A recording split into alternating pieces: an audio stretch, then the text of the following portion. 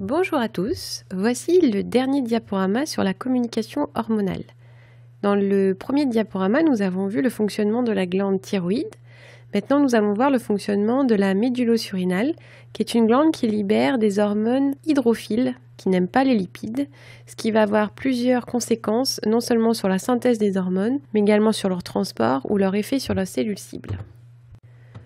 Pour étudier le fonctionnement de la glande médulosurrénale, nous allons utiliser le même plan que pour la glande thyroïde. Nous allons tout d'abord voir comment les hormones sont synthétisées et émises dans le milieu intérieur, donc dans le sang. Ensuite, comment elles sont transportées dans le sang et comment elles agissent sur leurs cellules cibles. Dans une dernière partie, nous étudierons l'application médicale, notamment avec des utilisations de bêta-bloquants qui sont des inhibiteurs des récepteurs à ces hormones de la médulosurrénale. Voyons donc dans une première partie comment sont synthétisées et sécrétées les hormones de la médulosurrénale. Mais qu'est-ce que la médulosurrénale ? La médulosurrénale, c'est une glande qui appartient à la glande surrénale. La glande surrénale est formée de deux glandes qui ont fusionné. La corticosurrénale, qui libère des glucocorticoïdes, dont vous connaissez par exemple le cortisol, et des minéralocorticoïdes, par exemple de l'aldostérone. Donc la corticosurrénale, c'est une glande qui est en périphérie de la glande surrénale. Elle constitue le cortex de la glande surrénale. Donc ce que vous avez plutôt en jaune sur la photo. Et au centre de la surrénale, donc ce qui est plutôt représenté en marron sur la photo de gauche ou en bleu sur la photo du milieu, vous avez la médulosurrénale qui constitue la médula ou la moelle de la glande surrénale. Et cette médulosurrénale libère deux types d'hormones, l'adrénaline à 80% et la noradrénaline. Et l'adrénaline et la noradrénaline appartiennent aux hormones de la famille des catécholamines. Les catécholamines, ce sont des hormones qui sont dérivées également de l'acide aminé tyrosine, comme pour la glande thyroïde. Sauf que là, il n'y a pas deux acides aminés tyrosine qui sont condensés, mais il n'y en a qu'un seul. Et après, les radicaux, c'est-à-dire les chaînes d'atomes qui sont collés sur ce cycle de l'acide aminé tyrosine, vont être différentes selon l'hormone. Donc elles sont hydrophiles parce qu'elles ne contiennent qu'un seul acide aminé tyrosine, contrairement donc aux hormones thyroïdiennes qui en contenaient deux et qui du coup avaient plutôt un caractère lipophile. Et ça va donc conditionner leur mode d'action. Pour étudier le fonctionnement de la glande médulosurrénale, je vous propose de faire une petite analyse de documents qui correspond à des méthodes d'études en endocrinologie qui sont assez classiques, notamment des expériences où on injecte l'hormone, où on fait des ablations. Donc pour cela, je vais vous donner deux diapositives avec différents documents. Je laisserai les diapositives un petit peu de temps sans correction pour que vous puissiez prendre le temps de lire le document et d'y répondre. Et ensuite, je donnerai la correction. Plusieurs expériences vous sont déjà proposées pour déterminer quelle est la fonction des catécholamines, notamment l'adrénaline, et quels sont les organes cibles de cette hormone. Donc je vous laisse lire les expériences et répondre aux questions qui vous sont posées. Vous avez à peu près 2 minutes pour y répondre.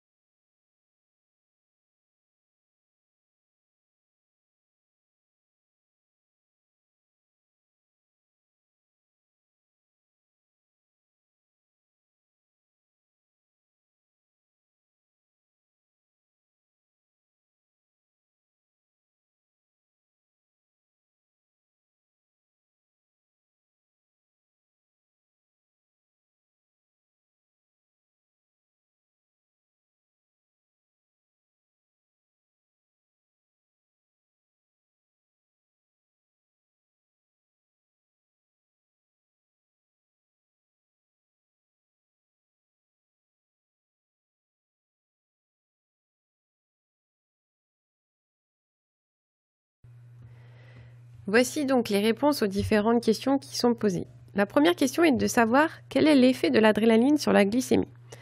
Alors, avec l'expérience 1, on constate que quand on injecte de l'adrénaline dans le sang d'un animal, d'un rat, la glycémie passe de 1,3 à 3,1 g par litre. Ceci veut donc dire que l'adrénaline augmente la glycémie. On dit donc qu'elle est hyperglycémiante. Donc ça, c'était relativement facile. L'autre expérience, c'était une expérience qui était réalisée sur le foie isolé d'un organisme. Et la question qu'on posait était quel est l'un des organes cibles de l'adrénaline et quelle réaction l'adrénaline stimule-t-elle dans cet organe cible.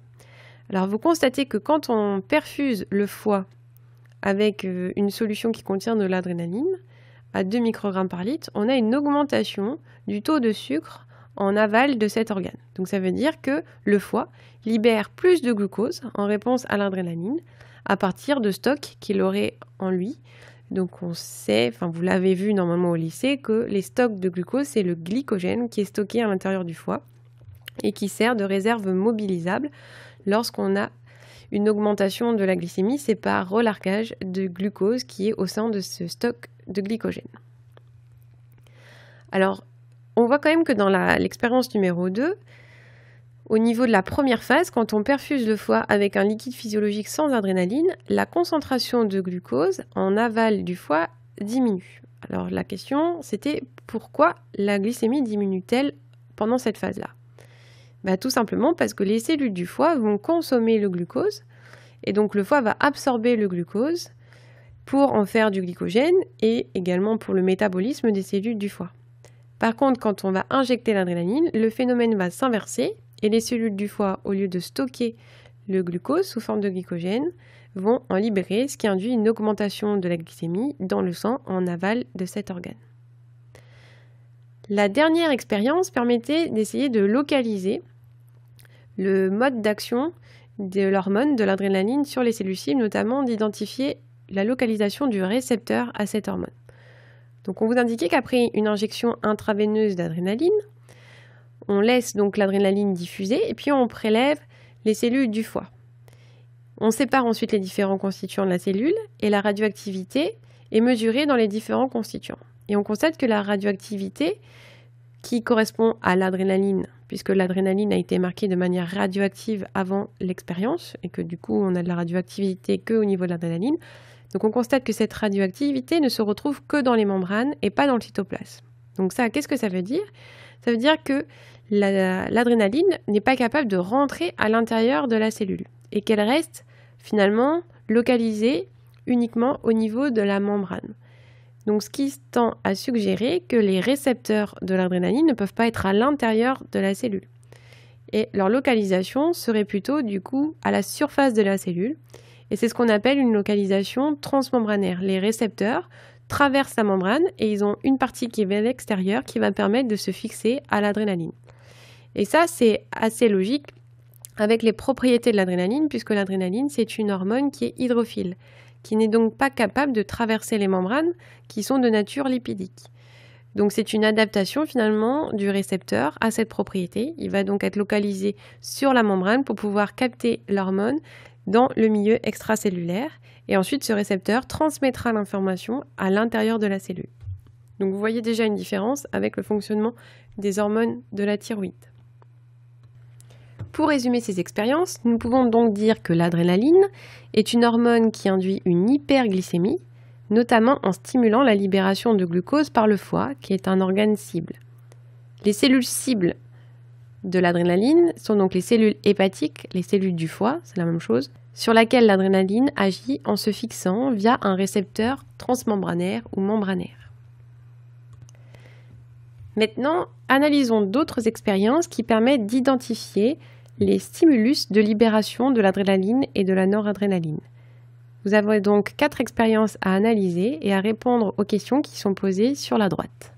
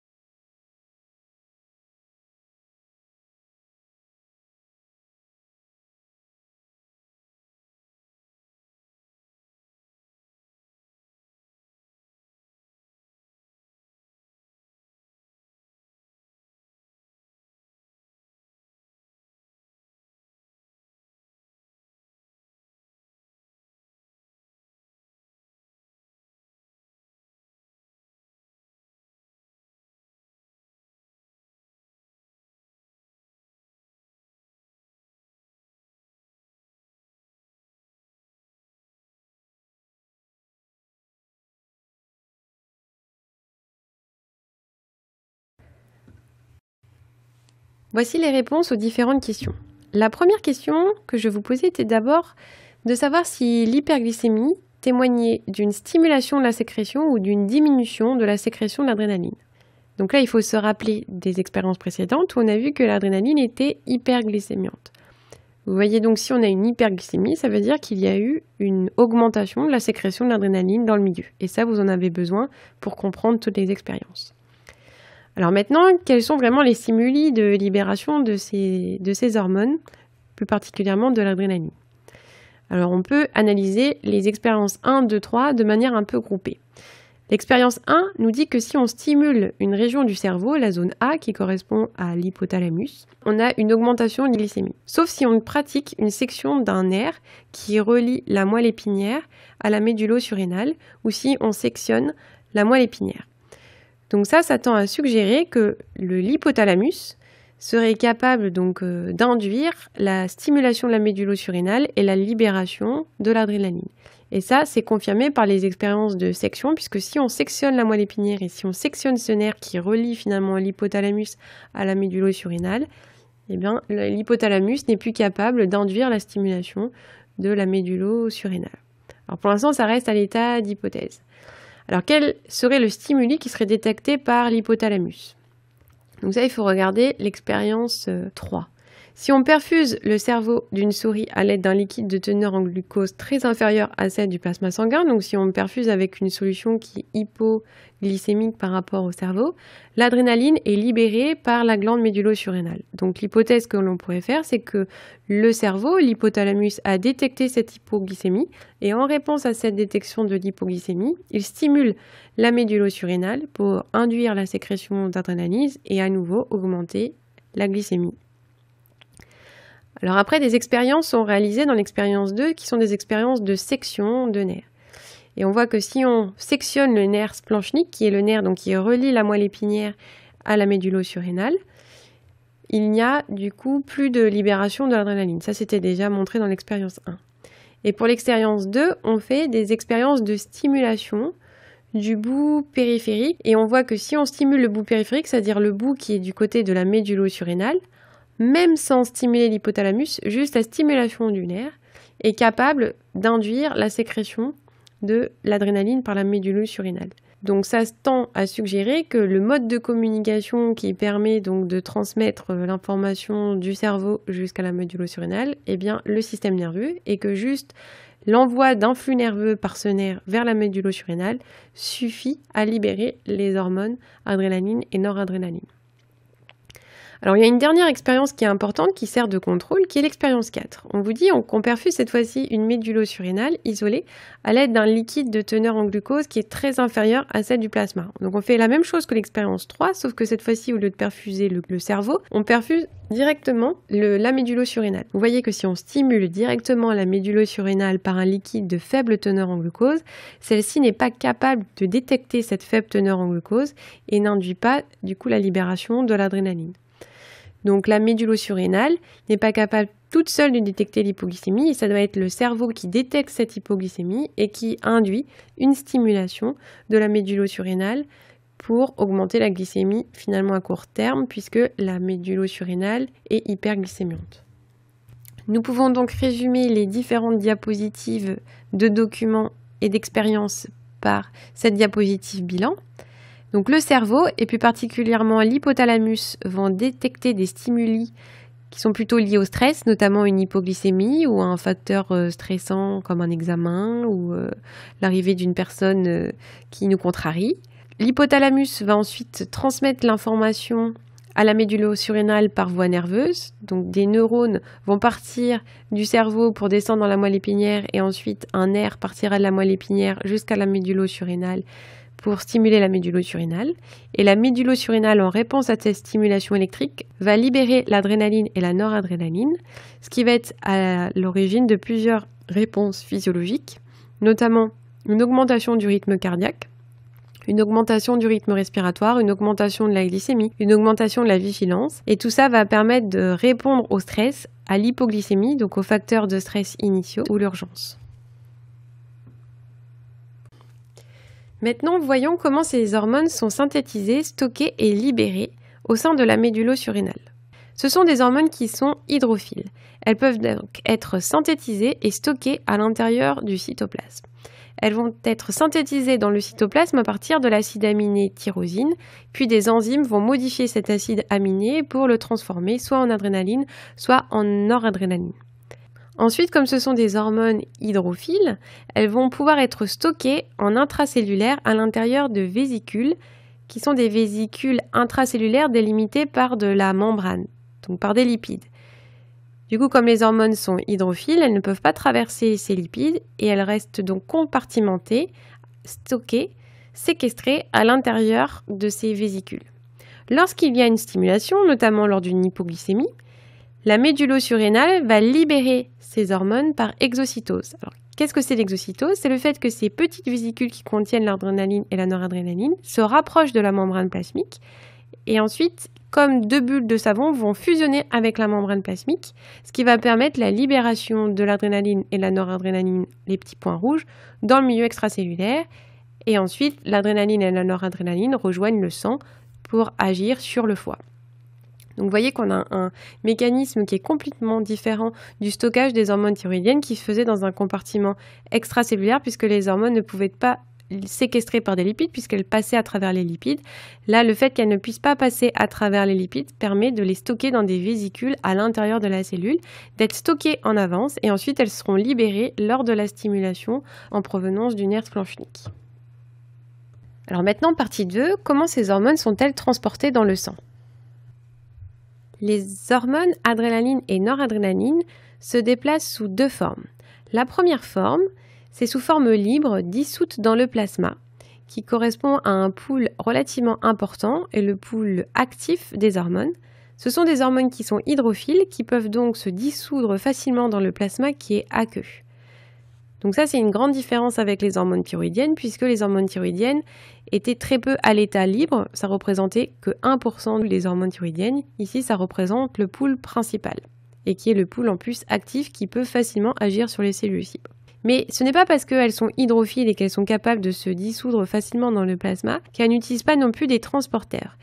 Et on constate que l'adrénaline et la noradrénaline peuvent aussi être transportées liées à des transporteurs non spécifiques comme l'albumine.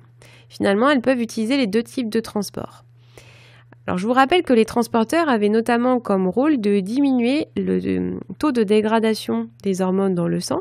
Et là, comme beaucoup d'hormones sont libres dans le plasma, elles sont donc plus facilement accessibles aux enzymes de dégradation. Et la durée de demi-vie des hormones catécholaminergiques dans le sang est relativement faible, de quelques minutes. Rappelez-vous que c'était quelques jours pour les hormones thyroïdiennes. Cela veut dire que leur fenêtre d'action va être relativement courte. Maintenant, voyons comment ces hormones catécholaminergiques agissent sur les cellules cibles et comment elles régulent l'activité des cellules cibles. Rappelez-vous de l'expérience que nous avons vue avec la radioactivité. Cette expérience avait permis de montrer que l'adrénaline ne rentrait pas à l'intérieur de la cellule et qu'elle était fixée aux membranes. Alors pourquoi elle se retrouvait fixée aux membranes? C'est parce qu'elle va se fixer à des récepteurs moléculaires, donc qui sont des protéines, qui sont enchâssées dans la membrane, qui sont transmembranaires et qui vont fixer l'hormone du côté extracellulaire et transmettre un message vers le milieu intracellulaire. Donc ça, c'est lié au fait que l'adrénaline et la noradrénaline ne peuvent pas diffuser à travers la membrane lipidique. Donc le récepteur va permettre de les détecter dans le milieu extracellulaire. Alors tout comme les récepteurs aux hormones thyroïdiennes, les récepteurs à l'adrénaline et à la noradrénaline sont des molécules, des protéines qui sont divisées en deux sites, deux parties. Une partie des acides aminés va servir à lier l'hormone et vont constituer le site de liaison à l'hormone. Et une autre partie des acides constitue le site effecteur qui est capable d'activer des protéines. Alors, dans le cas de la thyroïde, on avait vu que le récepteur pouvait activer la transcription des gènes. Ici, le mode d'action principal du site effecteur, c'est d'activer des protéines qui sont à l'intérieur de la cellule et de transmettre un message à l'intérieur de la cellule. Alors, comment fonctionne l'activation de ces protéines intracellulaires? Cela fonctionne comme les hormones thyroïdiennes. Lorsque le complexe hormone-récepteur est formé par liaison de l'hormone à son récepteur, celui-ci va changer de conformation, c'est-à-dire va changer de forme dans l'espace, ce qui va permettre d'activer une cascade de signalisation intracellulaire. Qu'est-ce que ça veut dire cascade? Ça veut dire qu'une protéine A va activer une autre protéine, qui va activer une protéine C, et ainsi de suite. Alors, les protéines qui sont mises en jeu, ce sont en général les protéines G, dont on va un petit peu plus parler dans le détail. Et ces protéines G vont être en général situées juste après le récepteur. C'est-à-dire le récepteur va activer une protéine G. Et après une série d'activations en cascade d'autres protéines, à la fin, ce seront en général des enzymes ou des canaux ioniques qui vont être activés. Donc ça, c'est une version simplifiée. Alors si par exemple on prend la cellule hépatique et on prend une vision relativement simple de ces cascades intracellulaires, lorsque l'hormone se lie à son récepteur, celui-ci change de forme, il va activer une protéine G qui est formée de 3 parties, donc on dit trimérique, alpha, bêta, gamma, qui est en vert. Cette protéine G trimérique va se déplacer dans la membrane pour aller activer une enzyme, l'adénylate cyclase. Et l'adénylate cyclase va former un produit qu'on appelle l'AMPC, l'AMP cyclique, dont on verra la structure chimique plus tard. Et l'AMPC, c'est une molécule qui n'est plus liée à la membrane, qui va pouvoir se déplacer à l'intérieur de la cellule et qui va prendre le relais en intracellulaire de l'hormone extracellulaire. On dit donc que c'est un second messager. Ce second messager se déplace à l'intérieur de la cellule et va notamment stimuler les enzymes qui assurent la dégradation du glycogène à partir du glucose, et la cellule libère du glucose dans le sang, ce qui va permettre d'augmenter la glycémie. Donc vous voyez que c'est une cascade, puisqu'il y a plusieurs acteurs qui entrent en jeu, la protéine G, l'adénylate cyclase, l'AMP cyclique, les enzymes qui libèrent le glucose, et cette cascade prend le relais en intracellulaire de l'hormone extracellulaire. Nous pouvons donc résumer le fonctionnement de la cascade de signalisation de la manière suivante. La liaison de l'hormone sur le site de liaison du récepteur, de la protéine réceptrice, va induire un changement de conformation de cette protéine réceptrice, ce qui va permettre d'activer le site effecteur. Le site effecteur va activer à terme la production de second messager. Ici, c'était l'AMP cyclique. L'AMP cyclique diffuse à l'intérieur de la cellule et active des enzymes. Ces enzymes peuvent elles-mêmes activer d'autres enzymes et activer d'autres protéines effectrices jusqu'à l'effet dans la cellule cible. Donc il y a un effet en cascade et un effet avec amplification. Qu'est-ce que ça veut dire amplification? Ça veut dire qu'à chaque niveau, de plus en plus de protéines sont recrutées. Un second messager va activer 10 enzymes. Chacune des enzymes va activer à son tour 10 enzymes. Et donc, ainsi de suite, on pourra avoir à partir d'une seule molécule de second messager des millions de molécules qui seront activées à terme dans la cellule cible. Donc c'est pour ça qu'on parle d'amplification. Allons un petit peu plus dans le détail des acteurs moléculaires de cette cascade de signalisation. Nous allons prendre la signalisation en aval du récepteur bêta-adrénergique. Ce récepteur est une molécule formée de 7 parties qui traversent la membrane, ce qu'on appelle des domaines transmembranaires. Si vous regardez sur le schéma à gauche, ça correspond à la protéine qui est en vert, et vous pouvez compter le nombre de domaines qui traversent la membrane. Il y a 7 domaines qui traversent la membrane. Donc on appelle ce récepteur un récepteur à 7 domaines transmembranaires, et cela correspond finalement à une grande famille de récepteurs aux hormones. Ce récepteur est collé, c'est-à-dire couplé, de manière plus biologique, on dit couplé, à une protéine qui est formée de 3 sous-unités qu'on appelle la protéine J. Les 3 sous-unités se nomment alpha, bêta, gamma. Elles sont initialement soudées les unes aux autres et liées à une molécule énergétique qu'on appelle le GDP, guanosine diphosphate. Si vous regardez la molécule qui est sur la droite, vous voyez que c'est une molécule qui est dérivée des nucléotides et qui est formée soit d'un groupement phosphate entouré en vert, dans ce cas-là on parle de guanosine monophosphate, soit de 2 groupements phosphates entourés en vert, on parle de guanosine diphosphate, soit de 3 groupements phosphates et on parle dans ce cas-là de guanosine triphosphate. Initialement, la sous-unité alpha est liée au GDP qui contient 2 phosphates. Lorsque la protéine G est activée, elle va échanger le GDP en GTP. Et ça va permettre de dissocier la sous-unité alpha de la sous-unité bêta et gamma. Et la sous-unité alpha va pouvoir ainsi se déplacer à l'intérieur de la membrane. Sur cette diapositive, je vous ai mis en lien 2 vidéos qui illustrent les cascades de signalisation en aval des récepteurs à l'adrénaline.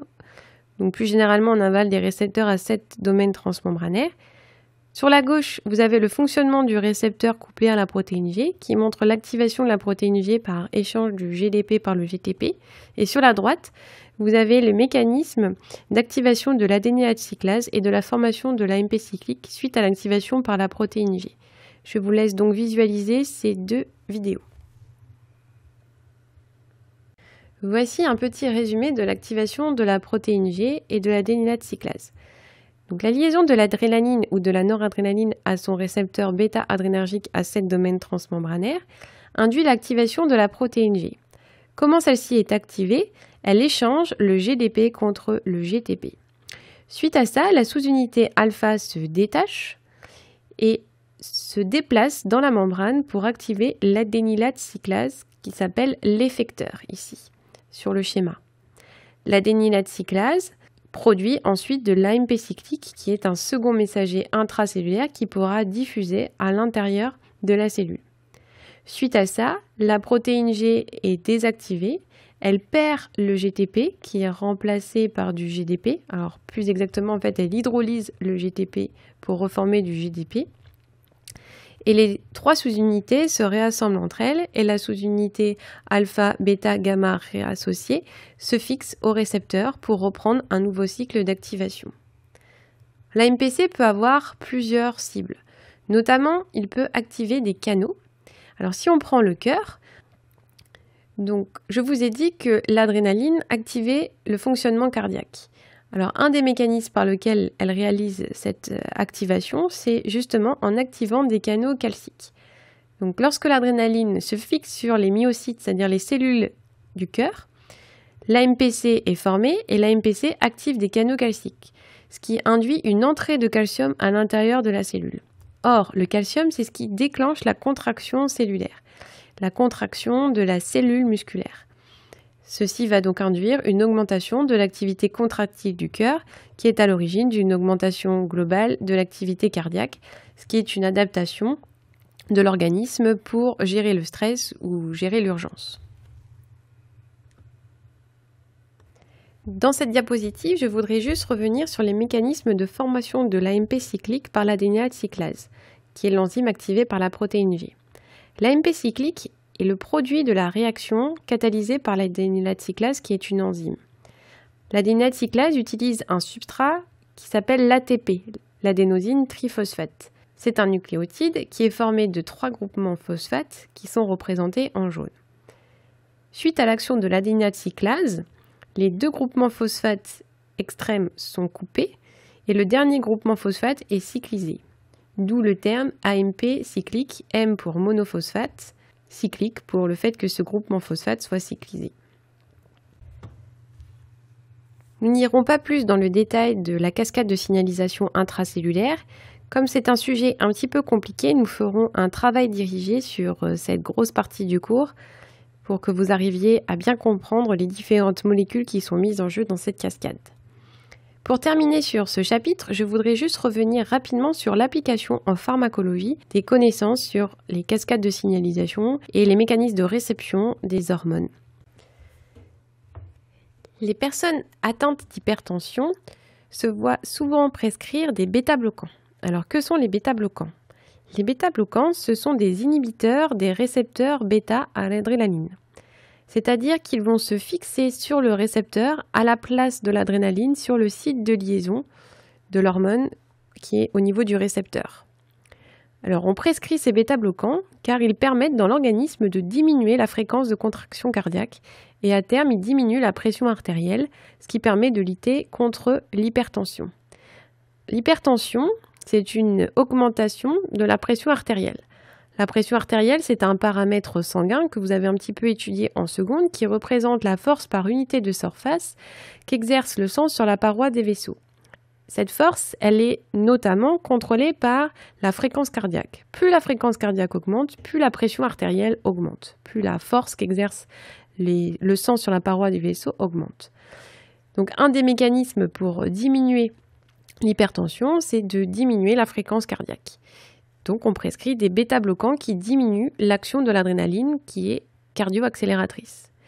Donc dans un organisme normal, vous pouvez voir ça sur le graphe, Il y a toujours un petit peu d'adrénaline et de noradrénaline qui sont sécrétés avec un taux de base. Ce taux de sécrétion augmente lorsqu'il y a un stress notamment, mais il y en a toujours un petit peu quand même dans l'organisme.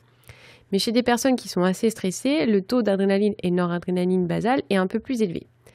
Et chez ces personnes, du coup, il y a une augmentation de la fréquence cardiaque qui est liée à l'action de l'adrénaline et de la noradrénaline. Donc, une augmentation souvent de la pression artérielle. Alors, pour diminuer l'effet de cette adrénaline, l'hypertension, on va donc prescrire des bêta-bloquants qui vont neutraliser un petit peu l'action de l'adrénaline et de la noradrénaline en se fixant à leur place sur les récepteurs bêta. Ce qui fait que la fréquence cardiaque est ralentie. On note également une diminution de la force de contraction du muscle cardiaque et à terme, ceci diminue l'hypertension. Donc voici une application concrète de la connaissance des mécanismes d'action des hormones. Voici un petit schéma pour illustrer le mécanisme moléculaire d'action des bêta-bloquants. Il se fixe donc sur le récepteur bêta à l'adrénaline et empêche la liaison de l'adrénaline. En haut, vous avez le cas d'une cellule, un myocyte en vert, qui possède des récepteurs membranaires, récepteurs bêta, vous voyez qu'ils sont représentés sous forme de coupe, donc pas avec 7 domaines transmembranaires, pourtant ce sont les mêmes. Je reviens sur l'aspect représentation des molécules en biologie qui varient d'un éditeur à l'autre. Donc l'adrénaline, dans les conditions normales, se fixe sur le récepteur bêta et va induire notamment une entrée de calcium à l'intérieur de la cellule cardiaque, ce qui va permettre d'augmenter la force de contraction et la fréquence de contraction de la cellule cardiaque. Lorsqu'il y a des bêta-bloquants dans le sang, les bêta-bloquants en blanc, les ronds blancs, vont se fixer à la place de l'adrénaline sur le récepteur, ce qui va donc limiter l'action de l'adrénaline et donc la contraction cardiaque sera beaucoup plus faible et moins rapide.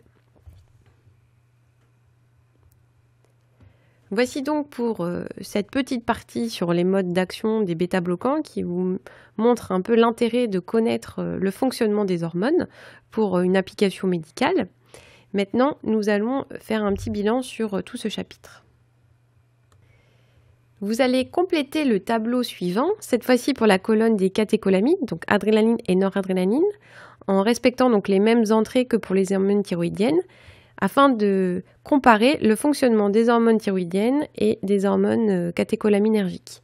Donc je vous laisse un petit peu de temps pour répondre à ces questions, pour compléter ce tableau.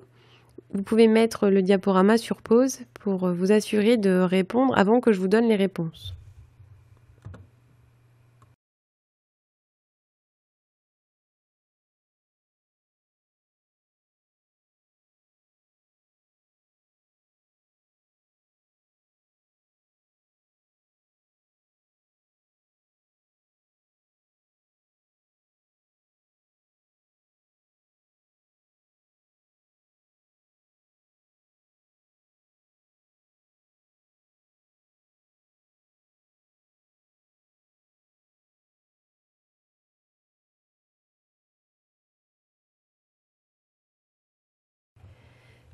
Pour résumer, les catécholamines, ce sont donc des hormones qui dérivent de la tyrosine. Elles sont hydrophiles puisqu'elles ne possèdent qu'un seul acide aminé, tyrosine. Elles sont sécrétées par la médulle surrénale qui est localisée à l'intérieur de la glande surrénale, au centre, et elles peuvent être synthétisées et stockées dans le cytoplasme puisqu'elles sont hydrophiles. Elles sont stockées à l'intérieur de vésicules intracellulaires qui sont délimitées par de la membrane plasmique lipidique, ce qui permet de les séquestrer à l'intérieur de ces vésicules. Ces vésicules vont libérer l'adrénaline et la noradrénaline par exocytose, c'est-à-dire par fusion avec la membrane plasmique.